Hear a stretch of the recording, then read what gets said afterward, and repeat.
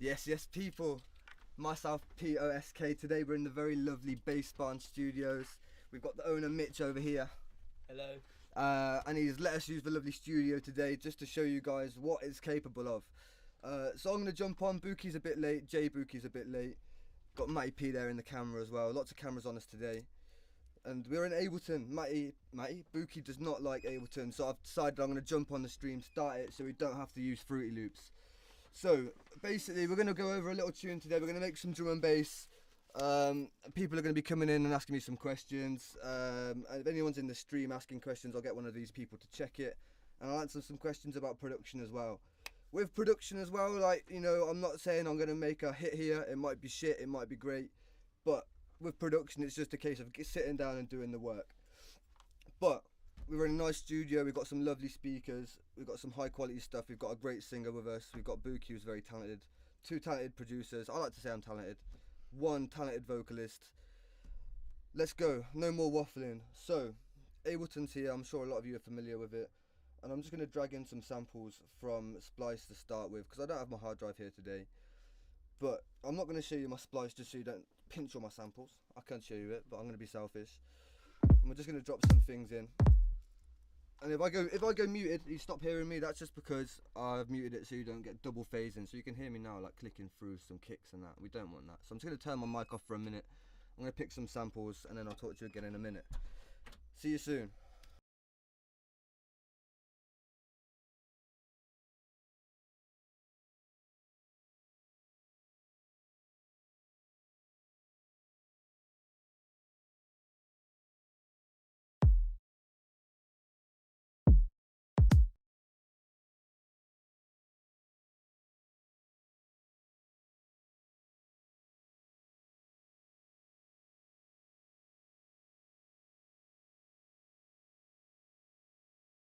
There you go, the mic's on. Just because I'm going to be flicking through, so I'm going to turn Splice right down. So hopefully it's not too janky for you, just because I don't want it to be too phasey. But I just wanted to talk you through what I'm looking for when I'm looking through my samples.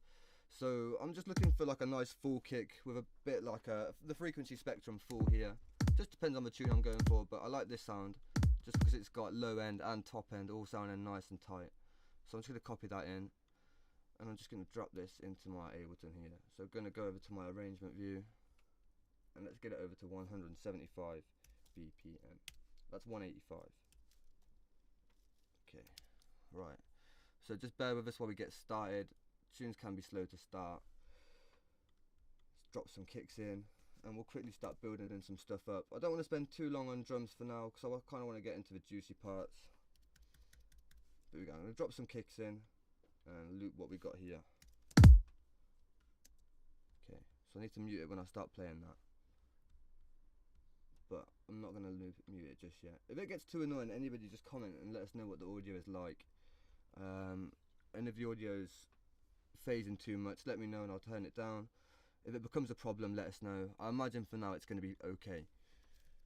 Got the mic right here. I'm going to find a snare. I usually, when I'm looking for a snare, I'll find a couple of different layers in it. It depends on what I'm thinking, so sometimes I'll start with a clap, and you know what, I'm going to do that here.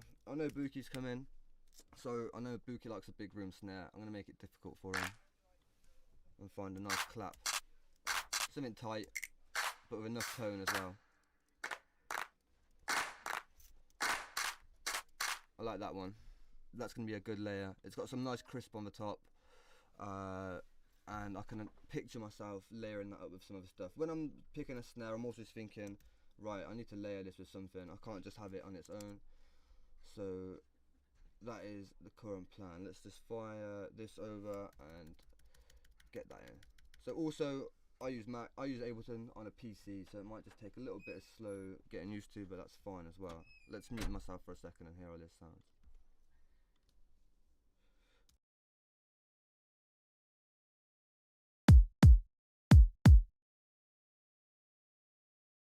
I've copied the wrong thing there. We don't want 2 kicks there. We want the clap.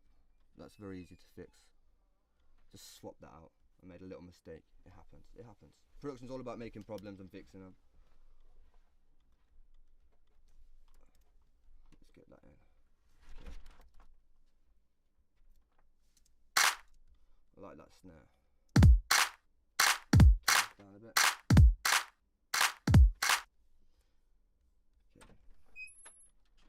Oh, I've accidentally opened the reminders on our Mac. That's fine. Be a bit janky. I think Bookey uses a PC as well. So with this clap, you can see it's got a bit of a tail. I don't really want that. It's quite long. It's quite like drawn out, and also you can see my clap actually starts back here. So I'm gonna move that along. I like to work on my drums like quite intricately straight away, just so I don't have to go back once I've already got the bulk of a tune and then get bored of it. So I'm bringing that over so my clap hits a bit more in time. And let's just get rid of the other ones and make sure they're all hitting in the same kind of spot. And then I'm also going to tighten it up because I don't like how big the tail is on it. It rings off a bit too long. And drum and bass usually, you know, we like short and snappy. It depends who you are. I like short and snappy. So let's just fade that in a bit and get rid of that tail. You can see there, that's all useless really to us. We don't need that. We can go up to there. Great. That's how we want it. Nice and tight. So let's duplicate that over, and it's going to be a lot more steppy straight away. Way better. Okay, also something else I like to layer up with my claps, because claps are quite like, they don't hit that hard. There's no like initial whack. I like to go and get what's called a rim shot, and that's nothing dirty. There's nothing naughty. A rim is just like when you hit the snare on the rim rather than on the actual drum itself, so you get like a real sudden kind of clicky noise. Oh, so this is an example of a rim.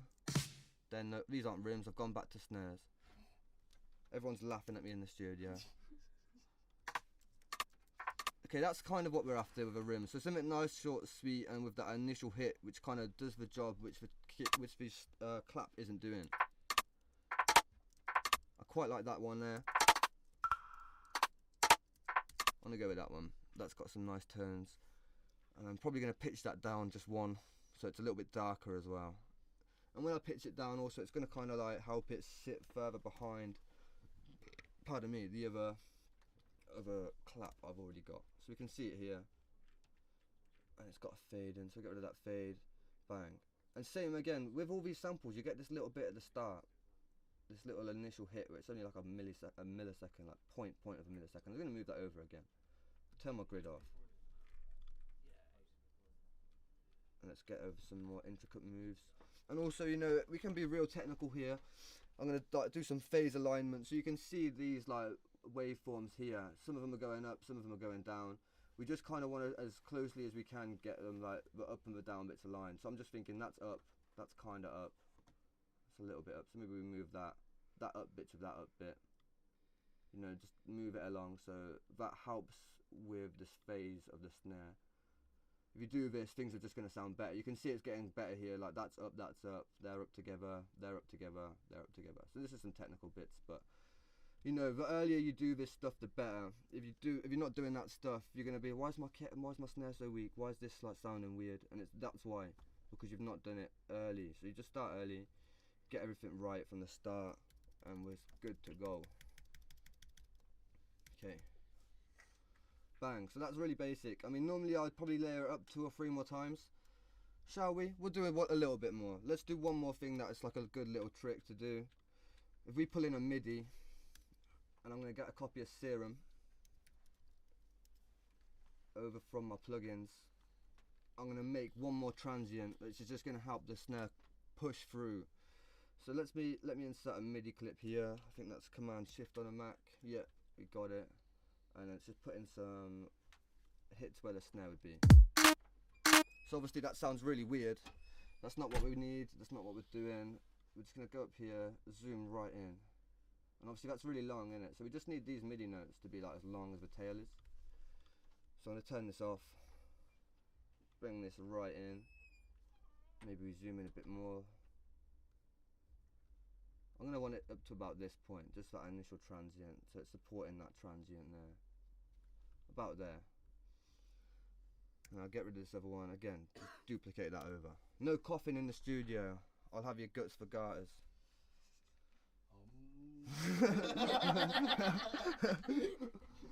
Okay, right. Spoken. Teacher Posk has told us all. No, you can cough in the studio you like, you just can't have fun in here. I'm gonna leave. Right. So we got that little bit going there, and it's still going to sound really weird. That's because I've not done anything to the patch yet. But But you can kind of hear that's helping that noise poke through. But I don't want a wavetable, I just want some of this noise filter. Serum's got this lovely noise filter. I'm going to turn this right up so we can hear it. They can't see that, but I'm going to bring Serum over here so you can see it. That was on before. But I've just turned on the noise filter, put it all the way up so you can hear that like little initial kind of hit. So if I play that with a snare, I need command. Turn that right up so we can hear it. So that gives us like an initial kind of more body and more initial hit. So it's going to help the snare poke through when it comes to mixing this down a bit later. I'm just going to take out any low end in that as well. And then we're going to move on to the next section. So I'm not going to do like heavy mixing on my snare or anything yet. I'm not going to process it. I'm just going to get it tidied up. I don't know what EQs we've got in here. Go to... You got fab filter stuff in here? Nah, fucking... We haven't at the moment. That's fine. Just use the stock one. Yeah, we're going to use stock plugins. We need to sort that out. There's a load of shit we need to buy. Yeah, stock plugins are fine. They all do the job. I'm comfortable with Fab.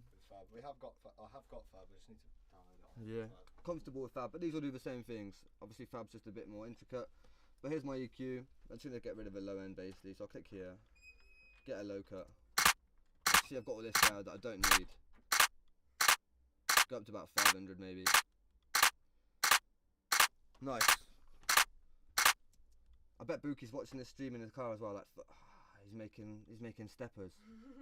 Sorry Bookey, if you are watching this, bro, just come and get your big scatty sounds on and we'll go from there. Okay, so I'm going to find a hat next, you know, just to get some groove going, and then I'll probably find some effects or something, just so I can kind of get a groove for the track down. Is the mic on? Yeah, I've not been talking to no one, we're all good. Bang.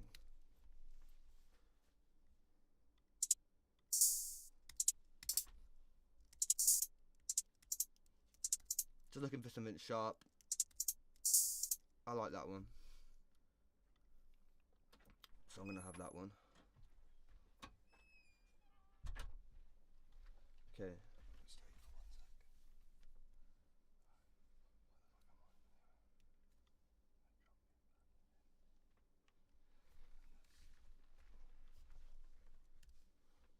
Nice. Okay, so let's get that hat in. So normally I'll just do my hats like every half beat with my main hat anyway. I'll put a few in and then I'm going to turn the grid off and then go zoom back in.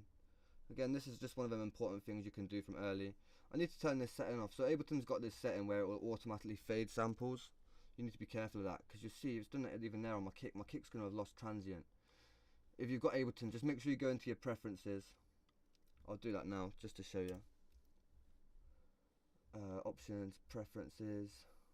Where's preferences on a Mac? Is it file? Live, settings. Here we go. It's settings on a Mac. So we just go to audio, or is it, where is it? Record. Here it is. Auto warp long samples, and then where's the auto fade? Create fades on edge clips. So turn that off. We don't want everything to be fading. That's how you lose transients, and that's how you end up with like weak production on Ableton because you've not turned it off on accident. Happens.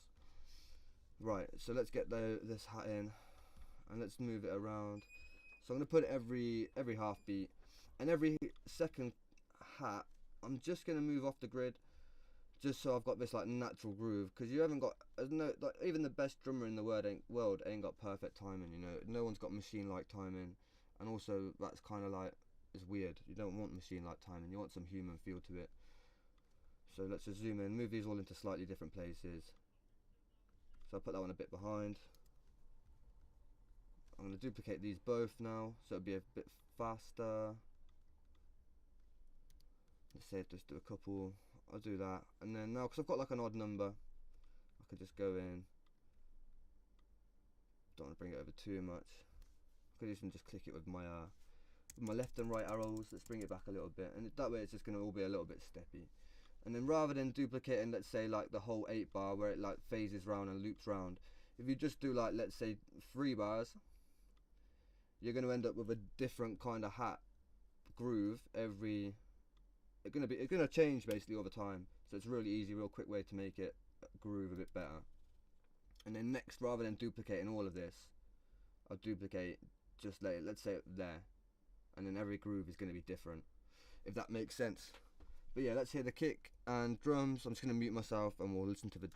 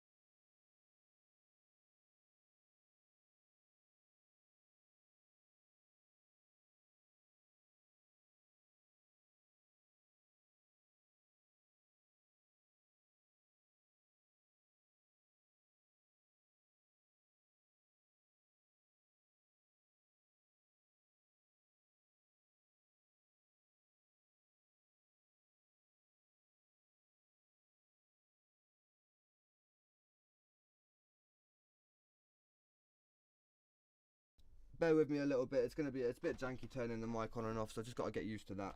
But I basically was just saying that my most comfortable synth is my Virus, which I have at home. Serum's not my strongest, so I'm playing an away game today. So I'm gonna use Serum just to get a pad in, and just build from that. So once I've got a pad in, I can start doing a bit more of my own stuff. Just once I've got a little bit of a vibe down.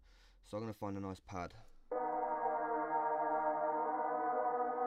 Straight away, I like that one. We're gonna go a bit drilly. You know, you don't want to think too much. Maybe think about the key you're working in and then just go and see what happens. You know, I think production is a numbers game. I think the more you do, the more chance you've got of making a banger. You know, if you found like you've got a tune that you like a lot, then work on it. But like, I would normally just go and try and catch an idea that way. So let's hear this. I'm gonna mute myself again and do some work with this pad.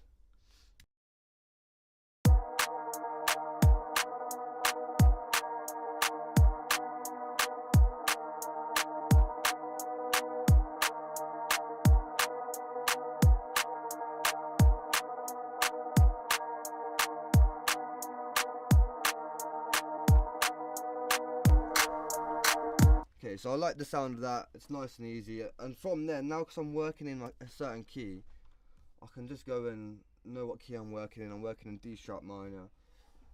If you don't understand keys, that's fine. You can literally Google keys in this scale and use them, or you can just use your ear. If something sounds nice, it sounds nice. That's the end of the thing. But that's the game at the end of the day. If it sounds good to you, that's alright. Someone might say, "Oh, it's off key." If it sounds good, it's alright to you. If it sounds weird, then you know you're probably doing something wrong. It's all about taste, isn't it? It's all about trusting your ears at the end of the day. You might be out of key, but it's music, it's art. There's nothing wrong with doing whatever. If it's out of key though, it will sound weird sometimes. I used to really like working in E, and I'd always drop an F even though it's not in the right key, but I used to love doing that because it just worked, just those one note differences. Right, let's get a Serum in. And let's make a little bit of sound design to do like an intro. So I'm gonna make like a little bit of a pluck kind of thing. That's my key.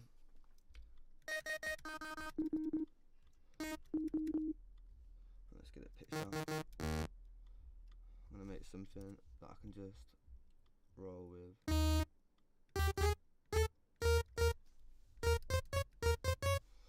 Sounds a bit like an old video game thing. So maybe let's filter that out so it's got a bit more movement to it. Put that B filter to it.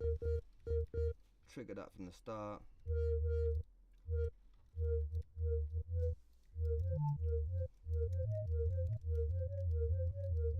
So we can make some saw kind of thing. I think that still kind of sounds a bit weird. Maybe make it a bit longer, a bit more aired out. I think I want to make it a bit more plucky actually.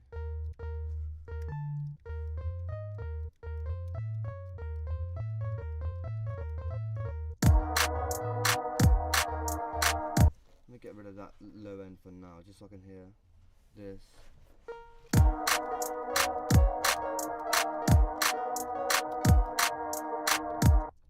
Key wasn't on.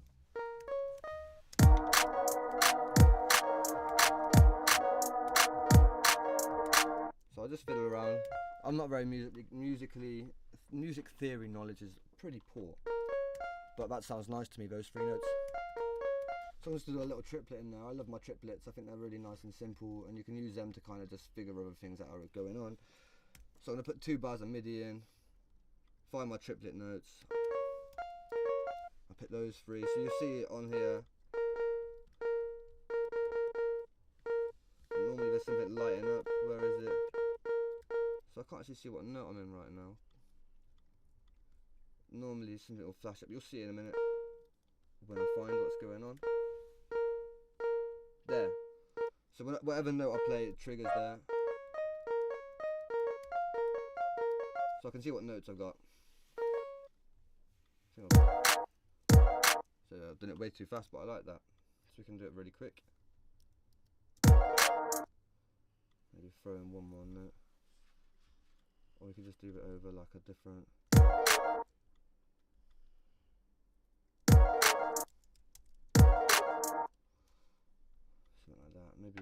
slow.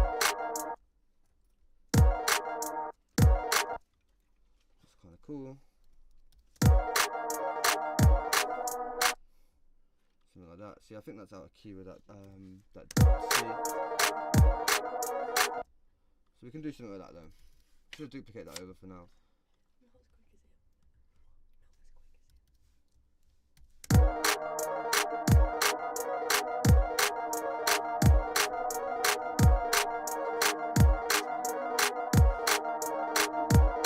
So you got a bit of like an intro going there. I want to do a bit more with that sound though, so let's just solo out the pad and what we've got going on there.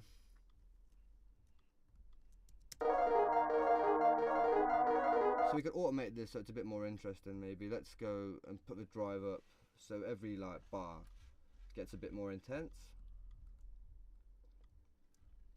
So we could go like that. It's a bit too much, but you know what I mean, we can do some kind of automation and that helps things stay fresh. I want to automate a few different things. I could also automate, let's say, like the sustain. So let's say it starts really stabby. So let's automate this so it goes a bit more like lively every bar. So you can do stuff like that. So you can go do some cool patterns with it, and maybe on this last one we drag it out, so, or even like that. I didn't mean to do that.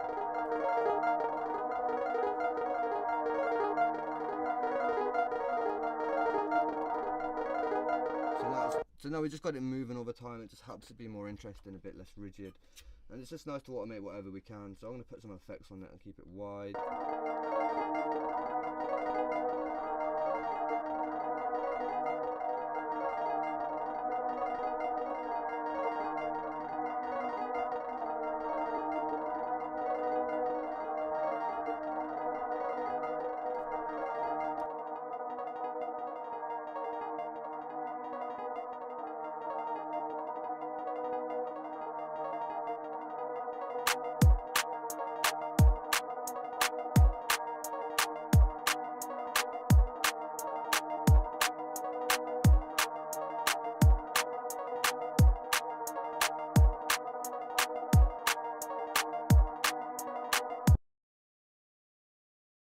That's a real simple way just to quickly throw in an intro, and I find it's like with this kind of stuff I just tend to get through it pretty quick so I can get onto the main juice of the tune, unless I'm feeling like working on an intro. If I'm feeling really artistic I might do a bit more time on the intro, but today I'm not feeling super artistic, so I'm going to do some other stuff.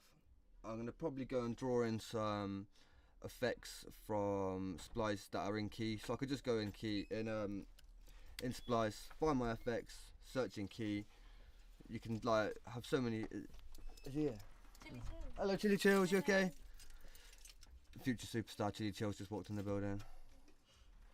So we're doing key of D. I'm going to find some effects that are just going to help bolster this tune's kind of strength, fill it out a bit more.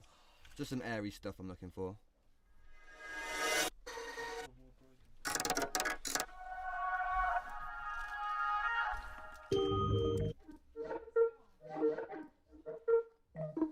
That's cool, there's some cool sounds in there, so let's take that and see what we can do with that. See if there's anything else over here. That's sick, oh, that's really nice.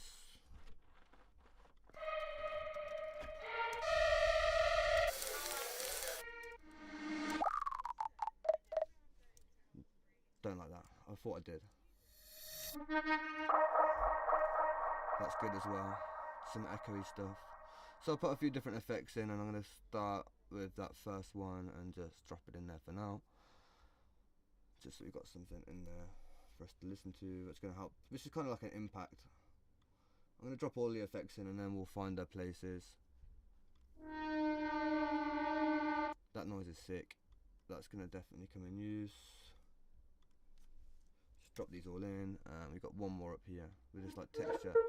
So I'm going to do a few different things with these effects, show you a few different techniques of what we can do just to get a bit more interesting. So let's start with some basic stuff on this one. I'm going to turn these other two off, but this kind of impact here, so we can see the shape of it, it's kind of coning into the intro, so it's like a I don't know what the shape of that is. Like a Christmas tree. Let's call it a Christmas tree. So it goes down. I can duplicate that again, and I can press R on the keyboard, and we've got it reversed round. So it's going to give us like a little bit of a sweep in and out. So let's just get rid of the drums for now, so we can just hear all the music stuff. Turn all them off. I can't really hear that too well.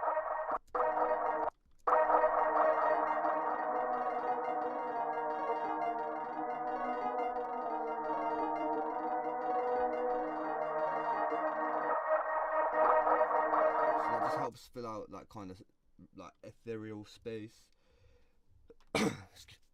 Excuse me. Just smoked a big fat head before we got down here. It was CBD. It was CBD. But yeah, I'm gonna cut up a few bits of this sound here.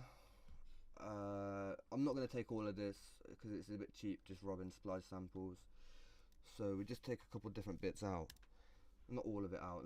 I'm gonna cut some random bits out. Normally I'd probably be a bit more surgical about it, but I know these are all in key because I've downloaded the sample in key, so I ain't gotta be too fussy today. Because I'm just showing you some principles and techniques. But that's the thing, you know, with this kind of stuff, like the less you think about it, the better, because this could be a banger. Who knows? It could be whack. Who knows? But we just do it. It's the process. Trust the process. Trust the process, mate. Got that tattooed on my nether regions, on my arse cheek. Is it? So let's find some places to drop these in. I'm gonna drop that pluck out for now. So you can hear I've got like a little bit of like a bubble there, which is quite nice. So let's just put these all in like similar places.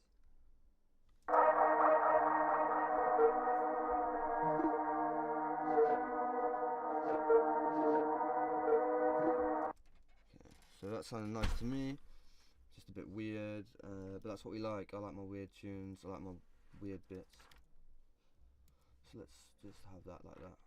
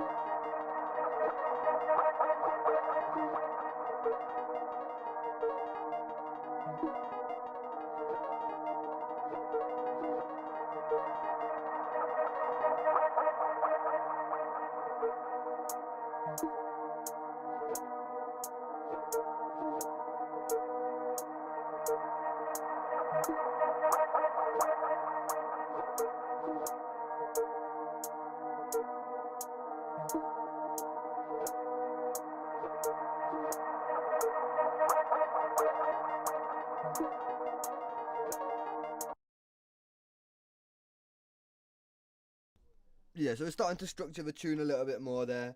You can see I've just taken out like the drums that I've put in. I like to do this as well. I like to build out and then take things away. I find that's like a nice quick process of working, and also then I can kind of duplicate things over a little bit. Essentially now I've got the bones of an intro here, innit? And that's taken what, 20 minutes, half an hour, and that's a really easy way just to get working. I've got a few other effects here. I mean, I can turn my drums back on, so my drums come in for a little bit. Drums come in here like that, nice and easy. And also, you know, I kind of bring that in. I should talk you through that actually. This is a lovely technique I always use nowadays. So in Ableton it's got lovely warp features. Ableton's lovely for its warping and whatnot. Where's my mobile gone? It doesn't matter, we don't need our phones right now. I found it anyway, just because I want to check comments, because no one's in here checking comments for me right now, which is fine. There might not even be any. There might, imagine if no one's watching. If you are watching, big ups. Let's just find it. Turn my Wi-Fi off. Look at that. 5 watching. Big ups, people. Live chat. Otto, audio's only coming through the left headphone. What's one tip you'd make to the drop of a track hit hard? Thorns, if you're still here, and best way to make intros without vocals. So I'll show you my intro stuff now. You don't really need vocals to make an intro. I mean, vocals are a new thing, innit? I think only in the last year, or even 2-3 years, vocals have become an instrumental part in it. But you don't need them. And normally what I would say is you make the beat and then give it the vocalist after, innit? But if you know you're not working with a vocalist, just doing more melodic stuff that the vocalist would do. So like say like you got the vocalist singing in a certain melody, you create that melody with an instrument instead. Yeah, big up the Thorns, still in here. Audio's only coming out of my left headphone. Is that still happening, bro? I'll try and grab someone who can fix that. And what's one tip of the drop? So I've got a couple tips, but we'll show them. So it's all about big drums, lots of atmosphere and ambience building up, and you can also do some volume changes as well. Let me just grab someone who can check the audio for you. Is that still a problem? If it's still a problem, I'm just going to grab someone and we'll see. Try and fix that up, and then I'll go to my next little technique.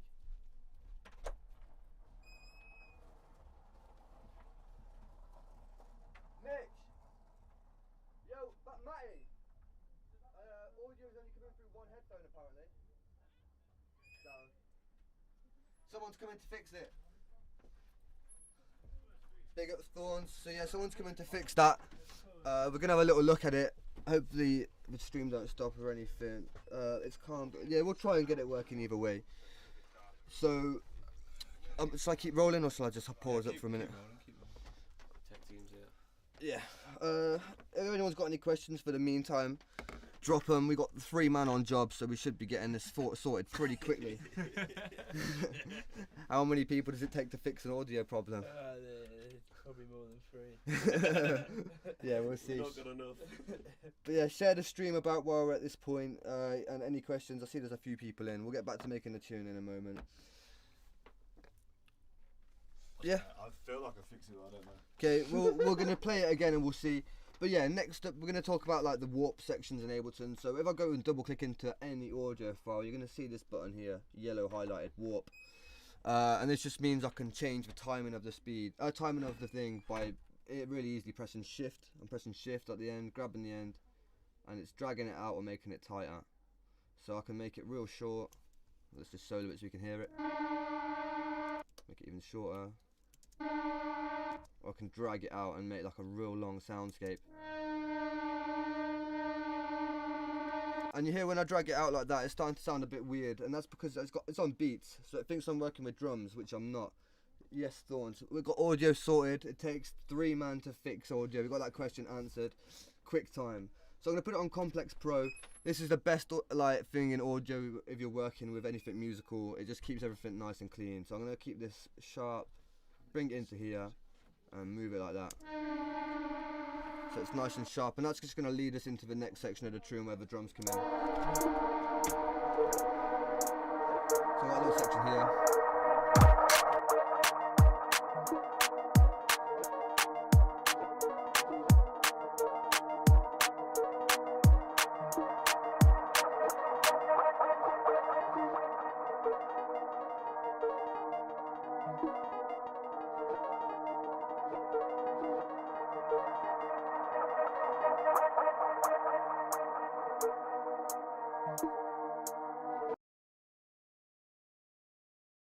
I'm just doing a bit of transition work on the drums. So I've grabbed a filter here to put on the whole drum group. I've grouped all the drums together.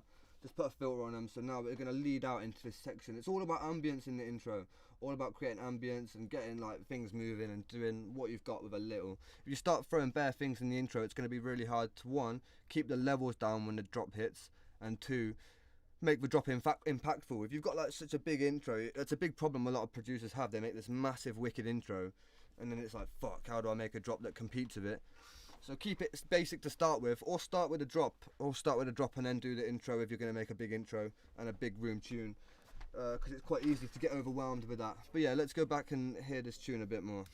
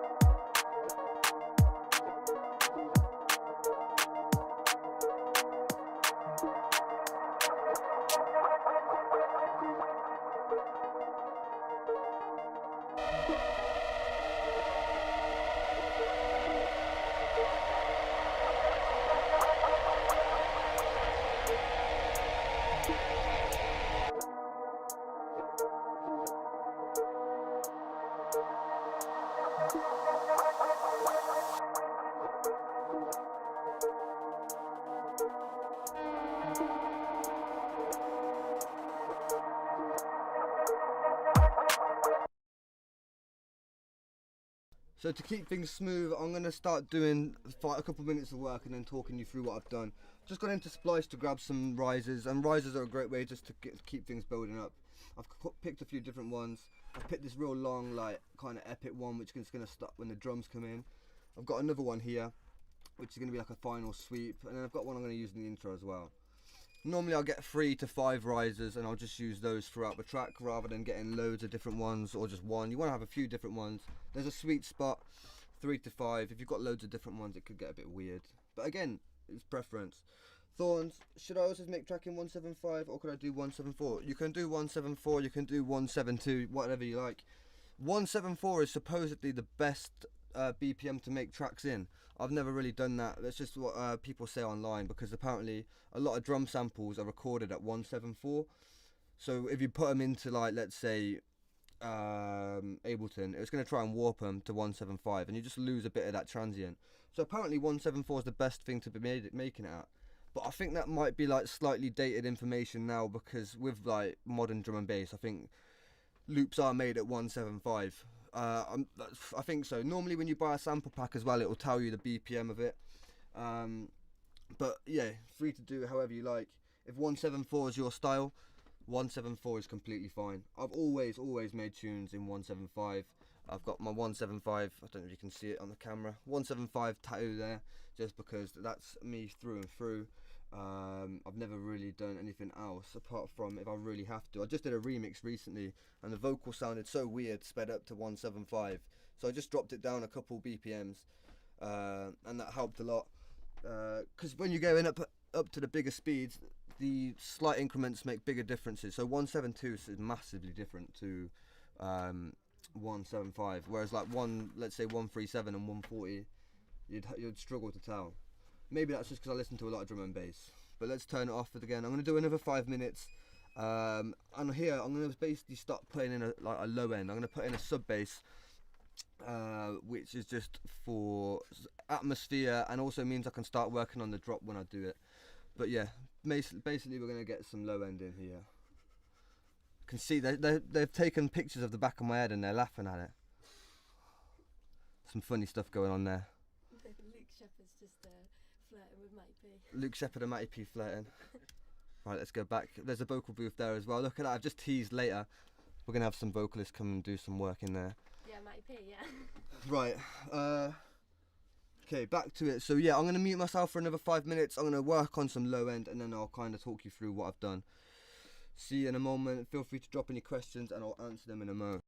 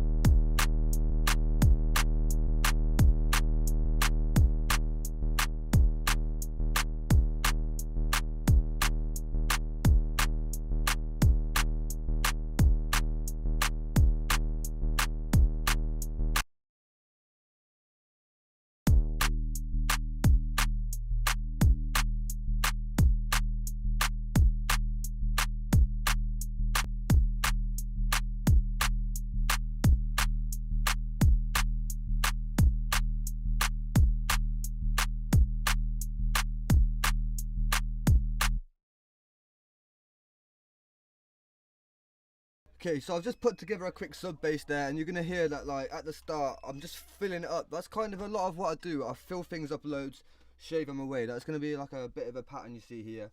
So in Serum I've kind of got my sine wave, which is just basic standard stuff.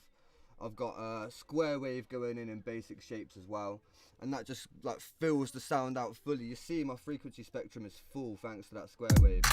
Like if I take this off for a second, and I've got this filter on, let's take that off. So I'm starting with a proper full spectrum, shaving it away with the filter, and then shaving it away even more with the EQ, and that just gives me that nice tight sound. Normally I'd go one further as well, and I'd split these down one more layer, but we'll wait. We probably will do that, but we're not wasting too much time. I'm going to go into a little bit of sound design here. So as I say, Serum isn't my main synth that I use, but it's all kind of similar stuff in it. So it's just about finding a wavetable that you like and seeing how you can manipulate that. So I'm going to open up Serum. I'm going to just mess around for 5 minutes and see what comes out. Normally when I open Serum again, I'm never thinking like, oh, I'm going to make this sound, I'm going to make that sound. I'm just thinking, okay, that sounds nice, I'm going to follow that a little bit more. Sometimes I'll go into it with like a bit of inspiration, like let's say I've been listening to a certain tune, I'll be like, yeah, I want to make something similar to that. Like I did a similar tune, and everyone's got them like wob wob wob. I tried to make that, so I found a specific wavetable, but normally just go in, blank space, blank head, and just see what happens. But yeah, I'm going to mute myself for a minute. You're going to hear some real shit stuff now, because sound design is a process, and sometimes it's horrible, but that's just how it goes. So we're going to find some nice sounds, shave them away, and make them into something that sounds nice, punchy, and usable. So I'm going to just pick a random, well actually no, I'm going to pick one I know, and then I'm going to mute myself for a minute.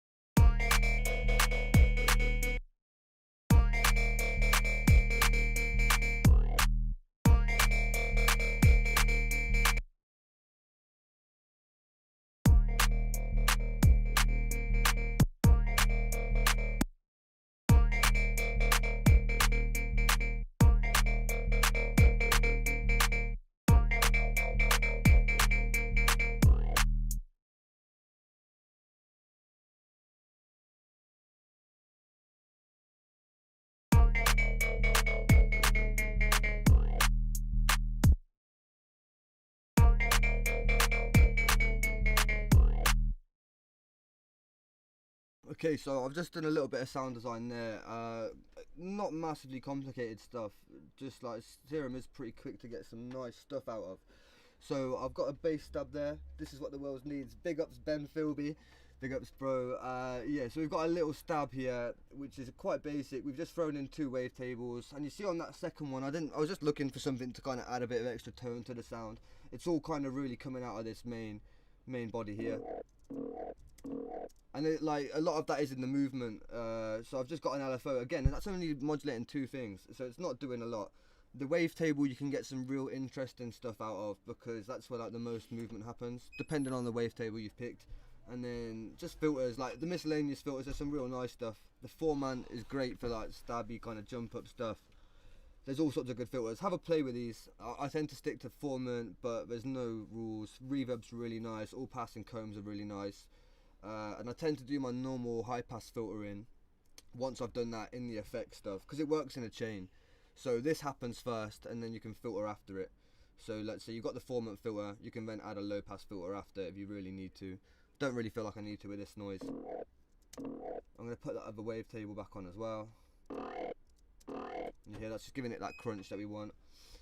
And then I've used that exact same patch to like be manipulated a little bit to kind of create pardon me, an end of phase noise, and that's just going to help transition into the next phase, and it just adds a lot more layer to them phases. So all I've done in this one is I've used the exact same patch, but I've pitched it up 2 octaves, 7 semitones, so it's detuned. 7 semitones is like, it's still in key, it's like a 5th or something. You can do +4 and +7 semitones, that'll still be in key. If you do anything else, it's going to sound fucking weird. But yeah, so that's a good way to detune it. You don't have to do it. I could have also left it down. Like, I think it still sounds nice, like with this, like that. I've soloed it. I still like that sound. Wait, the main man, Adam, what are you saying? How are you? Yeah, nice temperature in here. It's nice and cool, yeah, nice and cool. The big boss just walked in. Hey. Hello everybody! So yeah, we can pick, you know, that's the beautiful thing about production, nothing's locked in, there's no like big rules. And the more rules you put on yourself, the more limited you are, and the more boring your production's going to be. So don't have any rules, make stuff that sounds weird. That's the motto to live by. I think I'm going to go with this one detuned. I like how that sounds. And I've brought in a second LFO here, just because I don't want to use this exact same one, because I want the speed to be different. They're the same shapes, but I just want a different speed for it to kind of wobble. So I've put a second LFO on 2 levels. So these 2 levels, as you can hear it, it's just making it kind of a bit more interesting. It's plucking it down. Rather than it being a flat sound, it's plucking it down. And I can use this button here to make it faster or slower. And like, one thing I used to love doing, I don't do so much anymore, you can turn it off. And you can like automate it. So let's say I click into here, I've got my orange line. Go away Serum. Click here. And I can make it go like. So that's just like another little interesting thing you can do. And that's just like automating that, automating the speed of that. So you've got to turn the BPM off to do that. So we've got something going there. Normally here I'd either work on the next bit of sound design, or I'd probably work on just stretching out a bit. Let's say I go over here, duplicate it out. I've started building a lot more of a tune. I like to just have more to work with. I like to see a lot of things rather than be boxed in. Now I can kind of like do different things in each section. I can find one thing, maybe it doesn't work, I can change it, try something else. But what I want to do next is make this transition a bit more interesting, keep the drums a bit less 2D. So I'm going to take that out. Bookey's here. Nice. Bookey's arrived. Assistance is here. Can have a little The tune's about to change. Yeah, I can have a cigarette break. So yeah, I've got that noise going down. I've taken the drums out.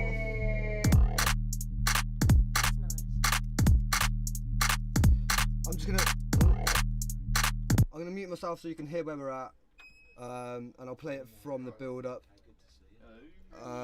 Bookey's just walked in, so I'm gonna play it where we're at too. What are you saying, big dog? W's in the shot.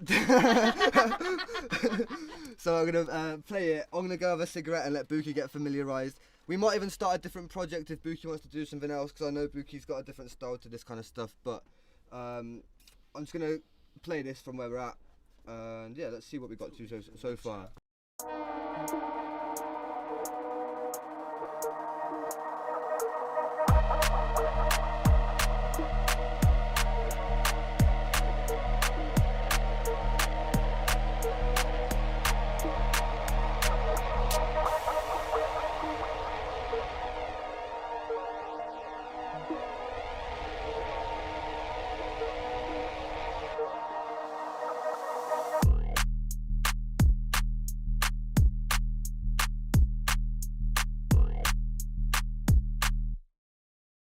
Bookey's happy, he's going to work on this project.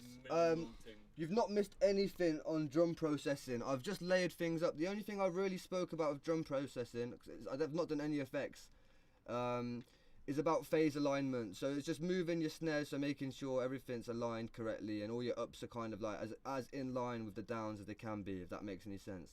This video also is going to be republished, so you will be able to watch back. But I'm going to take 5. Bookey, over to you. Oh God. I'm on a whole door I don't even know, yeah. Yeah, so it's been janky for me, but yeah, if you want to talk, you see that there. If you're playing anything, you don't have to be too strict with it, but just click over here and press like, turns it back on. When you have to. Yeah, do you want to help him with it for a minute? Yeah. Go and look at Chill's van. Who's saying, Mo? Sick. His dad's like. Saying you're good. Chilling. So numbers here, right? So Yeah. 0 is what you're looking at there. Yeah. 1 will be the main camera. Cool. 2 is Yeah. the booth. 3 is this camera. And then 4 is obviously the starting screen, but we're not going to use that. And then 8 and 9. So 8 on and 9 is off. Okay, cool. Yeah, if you need me, just fucking shout. I'll be around anyway. I'll be Yeah, back in man. 5, Jay. You going for a fag? Pardon? You going for a fag? Yeah. I might as well come with you. Do Do it together, innit? Pause, just hit 4 on that. We'll be back soon, people. We're going to have a cigarette break back in 5. Yeah, just hit 4.